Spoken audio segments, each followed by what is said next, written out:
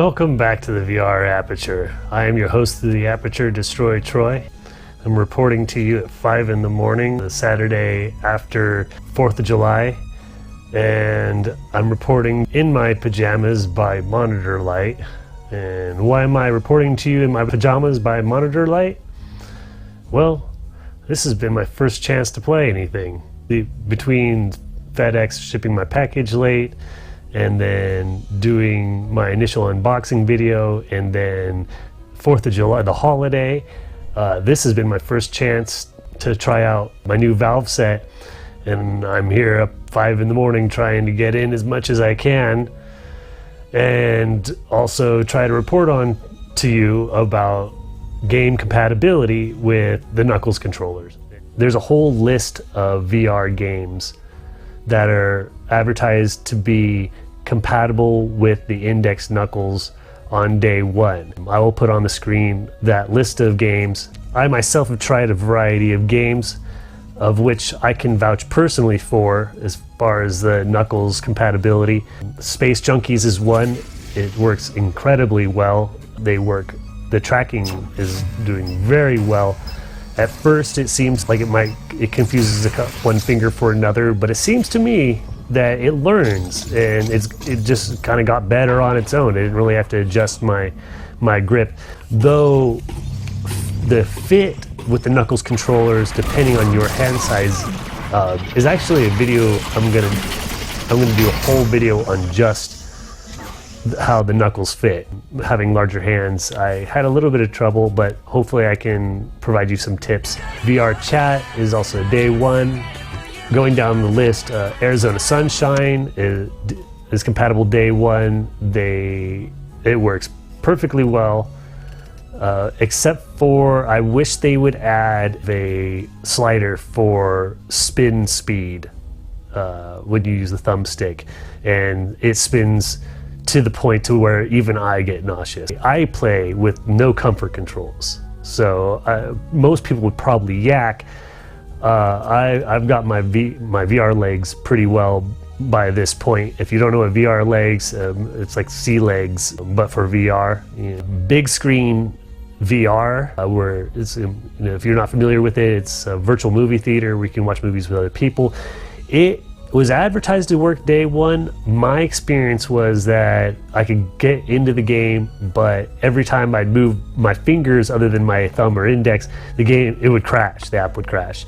I went back, and since then it's been working perfectly, so I can report happily about that.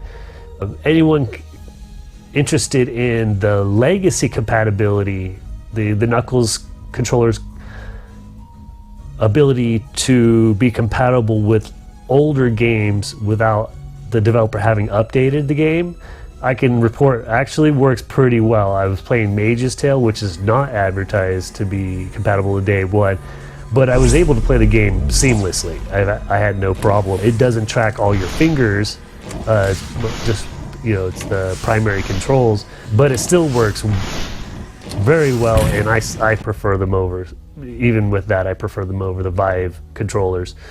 And though Elite Dangerous is not compatible with the Knuckles controllers, I would like to report on it anyways, because I mentioned how excited I was to try Elite Dangerous with the new visor. I took advantage of the Steam sale and got, in addition to all these games on sale, I got Elite Dangerous for the PC. I already had it for the Xbox, just so I could try it on VR. And I had some pretty high expectations, but it blew those expectations away. It kind of made my eyes water because I was so impressed. But with that said, some things were better than I expected, and some things weren't as good as I expected. The view from the cockpit was just mind-blowing. If you're not familiar with Elite Dangerous, it's a space flight simulator. The view from the cockpit was amazing. The planets themselves, as you orbit your ship around planets or approach planets, those were actually a little less impressive than I thought they were going to be.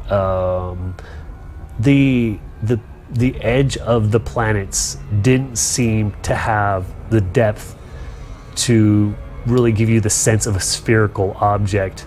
The image of the planets actually seems a little flat, in my opinion. And so that was a little disappointing to me, because that's what I was really expecting to be mind-blowing. This scale is pretty impressive, but without that proper depth, it kind of hurts it a bit. But it's still amazing. It was still worth the $18 I paid during the Steam sale. And also, I was going to kind of save this for the official review video, which, by the way, you can look forward to the review video coming up. But instead of one big video, I'm planning on doing a review video series, because there is so much I have to say about it from an engineer's perspective that I can't put it in one video. I'm going to break it up into topics such as construction, design, ergonomics, functionality, resolution, and so that way I can provide 3.5 to 4 minute videos, and you can really focus on the content that's important to you. But once again, I want to thank you for tuning in and watching me report to you in my pajamas in the dark. Once again, if you like this video, please hit the thumbs up, and if you'd like to support this channel, please subscribe. I'd like to give a special thanks to Steam. In my previous video, I had mentioned how Steam didn't really come to my aid, or wasn't much that great assistance to me in the matter of FedEx delivering my package very late.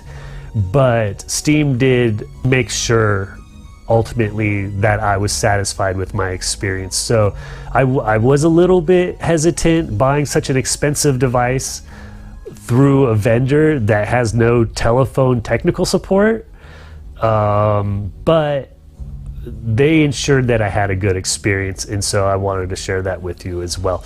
Thanks again for tuning in. Stay tuned for the review videos coming up, and I think I'm going to go to bed now. Thank you. Good night, everyone.